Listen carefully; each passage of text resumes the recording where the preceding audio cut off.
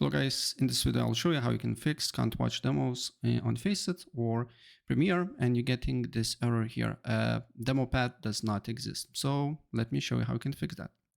First of all, of course, go to, for example, Faceit and download demo, press VS, select the match and press watch demo. Then save it to whatever you like. In my case will be desktop. Right, then extract the demo. You probably already know this thing here, how you can do that, but I will show you as well. Then you can rename it. So for example, let's name it test2. And once we have the demo, we need to basically paste it to CS2 directory, right?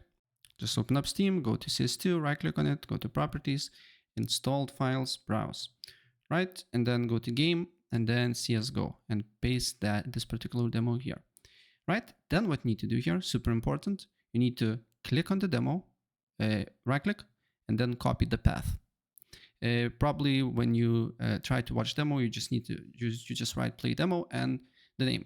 But with this method, we need to do a bit different. So just copy the path and go to CS2. And once you're on CS2, you just need to write play demo and then paste the path, right?